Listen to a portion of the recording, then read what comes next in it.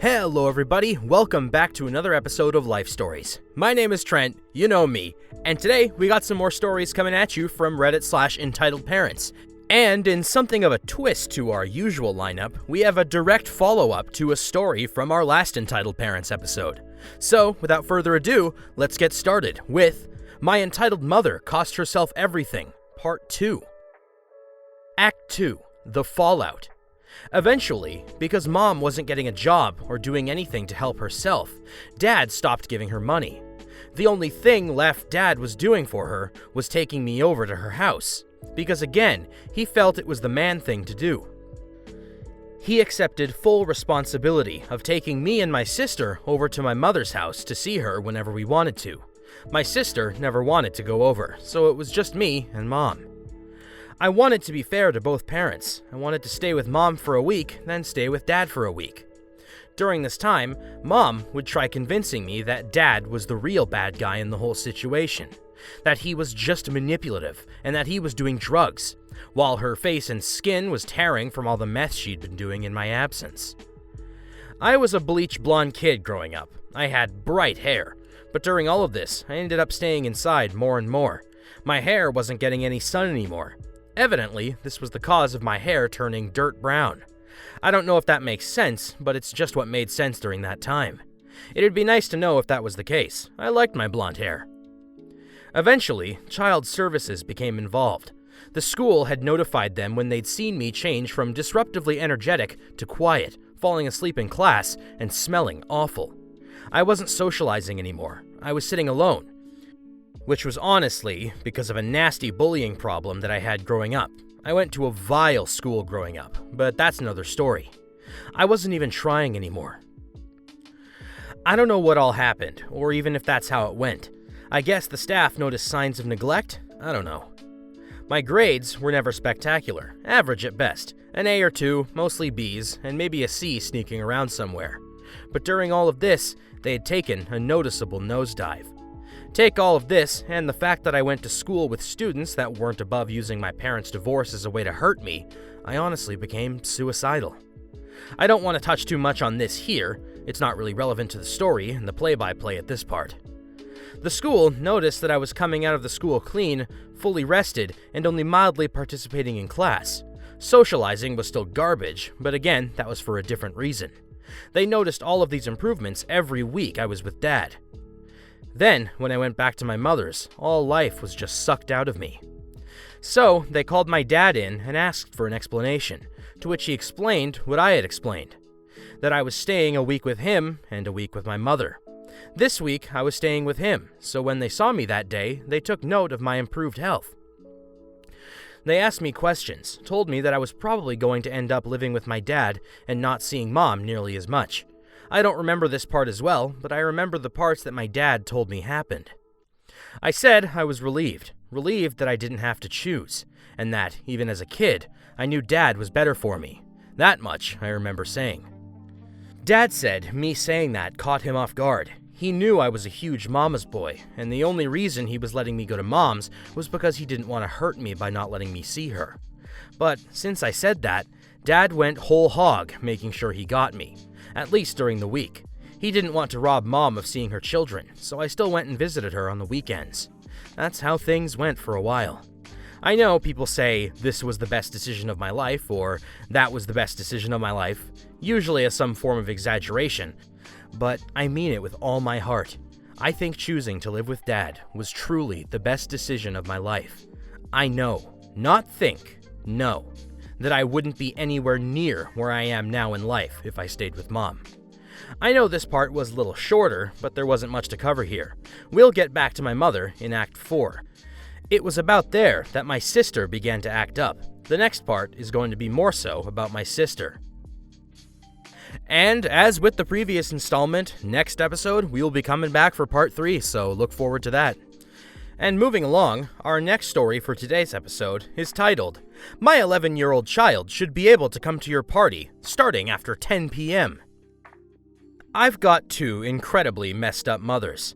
I'm not a child of lesbian parents. Rather, my dad had 3 kids with my biological mom, divorced, and remarried my stepmother. This is a woman so entitled that she insisted we call her Mum, even though she wasn't. Apparently, talking up with my father entitled her to this name. She didn't operate as a mother, she just wanted to stick it to my biological mom.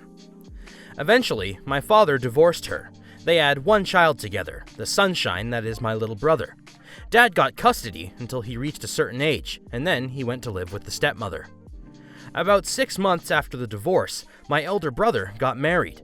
The ex-stepmother was still invited, and that day she was responsible for the little brother, as per her agreement with my father. She started well, got him to the church all dressed in his suit. Big Bro had asked Little Bro to do a reading, and bless his little 11-year-old self, did so well, and she proudly showed him off at the reception. Then, trouble hit. It was getting late, 10 p.m., and he was still at the reception. I spoke with him, and he said he wanted to go home, but was waiting on his mom. My brother and his wife had 2 weddings planned. The first one at the church and an informal reception at the pub.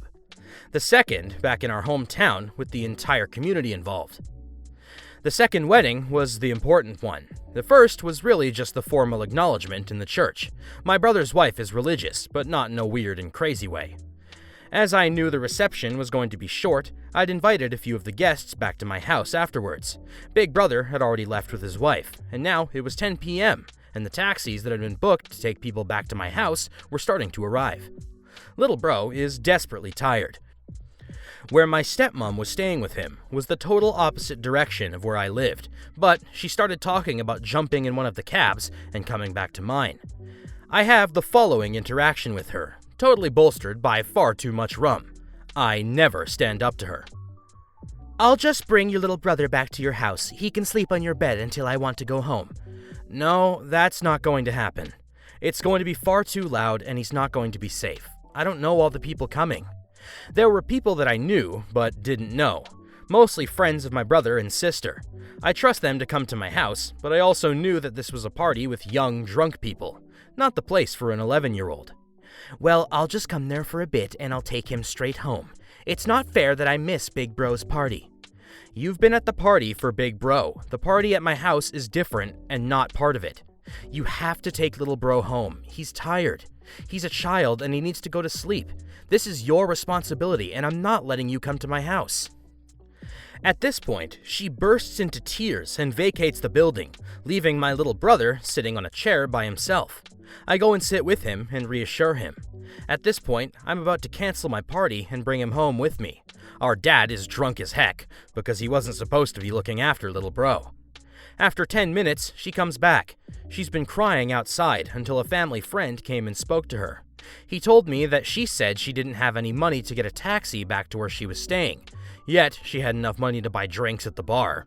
And I was just stopping her from coming back because my dad had just left her.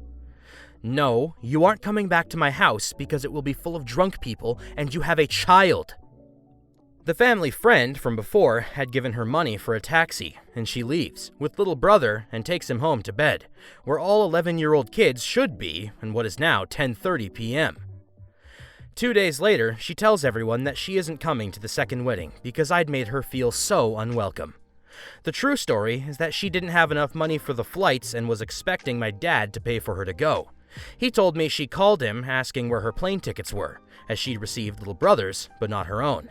He told her that she was no longer his responsibility, and if she wanted to come, she should probably ask her boyfriend to pay, and not her ex-husband. As a kid who went through multiple divorces growing up, I know that family situations can sort themselves out in all kinds of ways you wouldn't expect. But this would be the first time I've ever heard of trying to rely on your ex to pay for stuff for you after you remarried. That's just weird. And with that out of the way, we have time for one more short story. So we'll close this episode out with Karen Gets Mad at Chalk Hopscotch. This story is from my cousin, who told me about this incident last week. Basically, my cousin was outside his house with his 6-year-old daughter. He was thinking about planting a simple herb garden, as he has time now due to stay-at-home orders. His daughter was drawing on the driveway with chalk, and she drew a hopscotch. She started playing on it. My cousin went inside to get a small drink and snack for him and his daughter. He heard the unholy shriek and ran outside, and saw his daughter crying loudly, and this Karen yelling at her about not drawing with chalk, and how she would go to the HOA with a violation. He went up to his daughter and got her inside, and then when she was inside, he closed the door and went to confront the Karen. He told her to back the heck away from him and never bully his daughter again.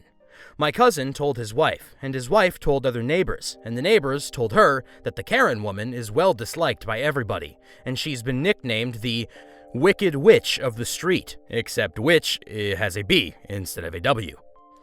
I'm thinking of baking some cookies and brownies to send to my second cousin. She's a sweet little girl. Ah, yes, Karen. I'm sure the HOA cares to hear about what an 11-year-old girl is doing. Jeez. Anyway, that's all the time we have for today's episode, ladies and gentlemen. I want to thank you so much once again for tuning in. Don't forget to like, comment, and subscribe so more Reddit content we got working for you doesn't get missed, and I hope to see you guys soon.